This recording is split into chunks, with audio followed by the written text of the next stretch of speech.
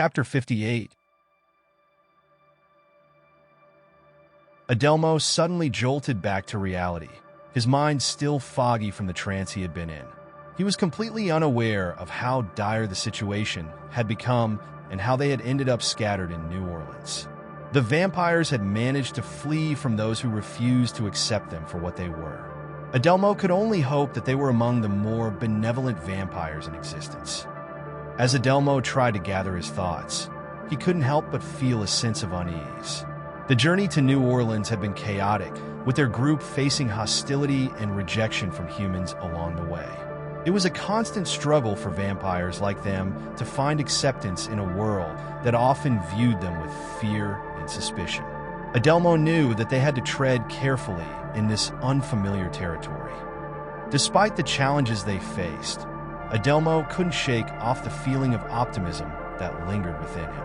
He believed that their group had the potential to prove the skeptics wrong and show that vampires could coexist peacefully with humans. With determination in his heart, Adelmo was ready to face whatever obstacles came their way in New Orleans, determined to carve out a place where they could finally belong. Adelmo strolled through the bustling streets of New Orleans, his curiosity piqued by the mysterious aura that seemed to envelop the city. As he meandered through the crowds, he couldn't help but wonder about the secrets that lay hidden in the nooks and crannies of the historic town. The stories he had heard about a particular house with a dark past lingered in his mind, fueling his desire to uncover the truth behind the legends. Lost in thought, Adelmo's mind raced as he tried to recall the details of the eerie tale he had heard about the infamous Casa du Diablo.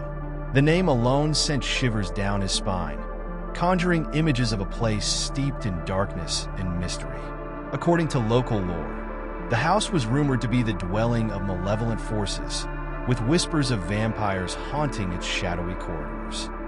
As Adelmo delved deeper into the legend surrounding Casa du Diablo, he couldn't shake the feeling of unease that settled in the pit of his stomach. The stories of the Devil's House and the vampire curse that supposedly plagued it seemed to blur the lines between reality and fantasy. Determined to separate fact from fiction, Adelmo's quest for the truth led him down a path filled with chilling discoveries and spine-tingling encounters in the heart of New Orleans.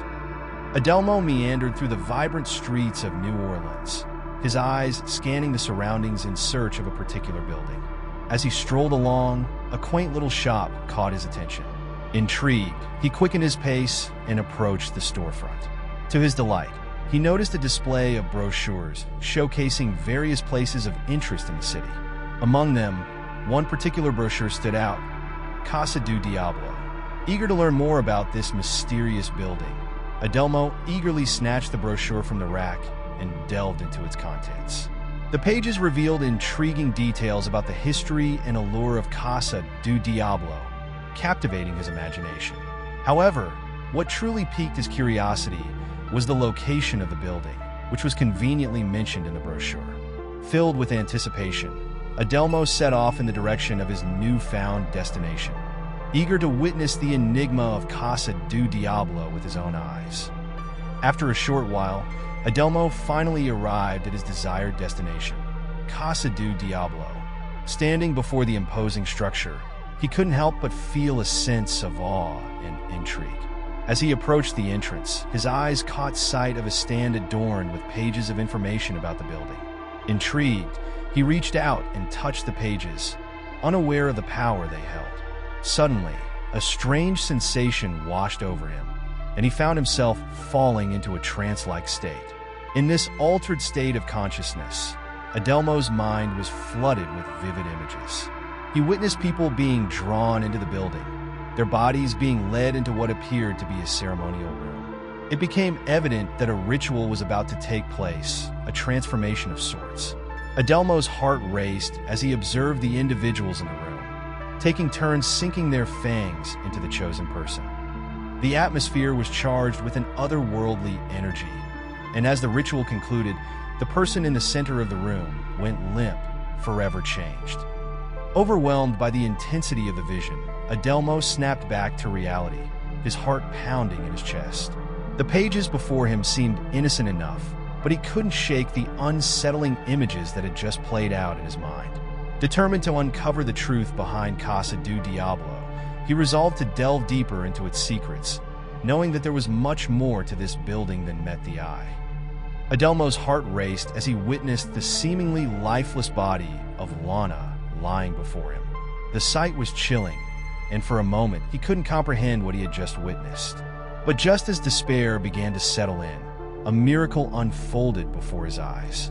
Lana's eyes fluttered open, and she took a deep breath, as if returning from the clutches of death itself. Adelmo couldn't believe his eyes. It was as if he had witnessed a resurrection, a phenomenon that defied all logic and reason. The realization hit Adelmo like a bolt of lightning. This was no ordinary occurrence. It was a carefully orchestrated transformation, a spectacle that had been performed right before his eyes. Adelmo's mind raced with questions. Who were the people behind this mysterious act? And why had they chosen Lana as their subject? Concern washed over him like a tidal wave, and he knew he had to take action. Lana's safety was at stake, and he couldn't stand idly by while she was in danger. Determined to protect Lana, Adelmo sprang into action. He scoured the shop where the transformation had taken place, desperately hoping to find some clue that would lead him to the truth. But Lana was nowhere to be found.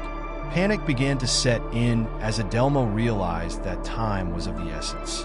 Without wasting another moment, he hurriedly made his way to Lana's residence.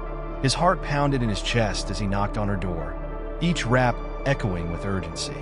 He couldn't bear the thought of anything happening to her, and he prayed that she would be safe within the confines of her home.